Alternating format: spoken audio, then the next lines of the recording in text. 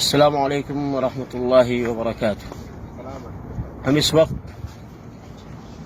شہدائے احد کے قبرستان کے قریب ہیں۔ یہ شہدائے احد کا قبرستان ہے جس کے اندر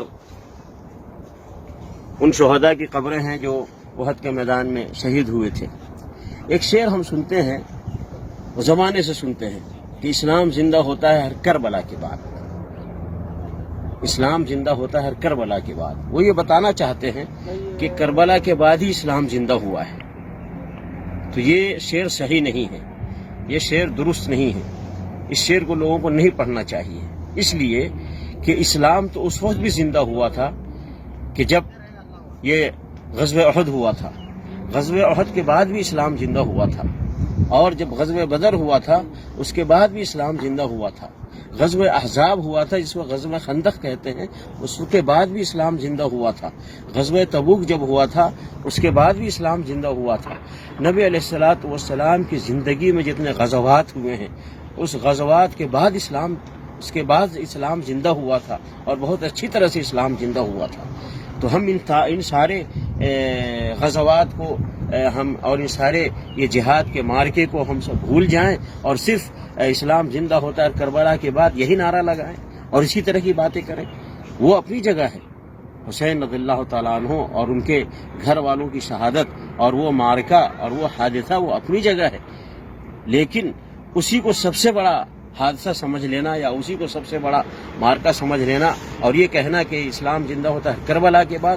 کربلا کے بعد اسلام زندہ ہوا اور کربلا سے پہلے بھی اسلام زندہ ہوا ہے۔ اسلام زندہ ہوا ہے نبی علیہ الصلوۃ والسلام کی زندگی میں، نبی علیہ الصلوۃ والسلام کی زندگی میں ہی اسلام زندہ ہوا ہے، اور ابو بکر، عمر، عثمان، علی رضی اللہ عنہم اجمعین کی زندگی میں اسلام زندہ ہوا ہے، اور ایک سلسلہ چلا ہے یہاں تک کہ کربلا کا واقعہ اور پیش آیا ہے۔ اور پھر کربلا کے بعد بھی بہت سارے ایسے ہمارے مسلمانوں نے جہاد کیا ہے اس اسلام کی خاطر، اس دین کی خاطر، اور اسلام کو زندہ کیا ہے، اور یہ قیامت تک چلتا رہے گا۔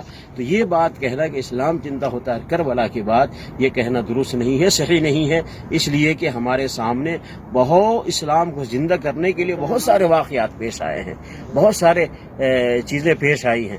تو اس لیے میرے بھائیوں، ہم ان لوگوں کو نہ بھولیں، ان کے شہادت کو اور ان کے جہاد کو، ان کی محنتوں کو۔ یہ جن لوگوں نے اسلام کو زندہ کرنے کے لیے اتنی محنت کی ہے، اتنی کوششیں کی ہیں کہ اپنی جان تک قربان کر دیا ہے، اور تن من دھن سب لگا دیا ہے، اپنے رشتہ داروں کو اس کے لیے لگا دیا، اپنے گھر والوں کو لگا دیا، اپنے یعنی جو کچھ وہ پیش کر سکتے تھے اسلام کو زندہ کرنے کے لیے انہوں نے ساری محنتیں کی ہیں۔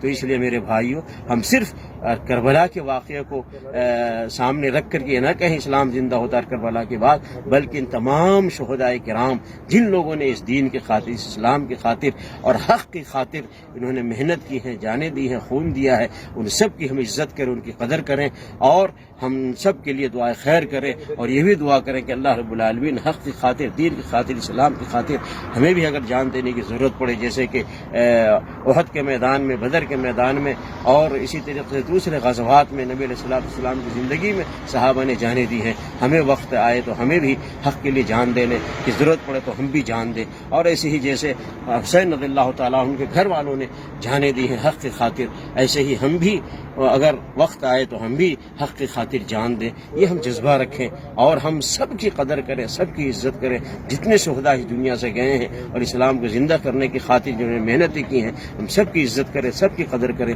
اور سب کے لیے دعائیں خیر کریں، اور ہم یہ دعا کریں اللہ تعالی ہمیں بھی جنت کے اندر، اللہ رب العالمین ہمیں بھی ان کے ساتھ اکٹھا فرمائے، آمین۔ السلام علیکم ورحمۃ اللہ وبرکاتہ۔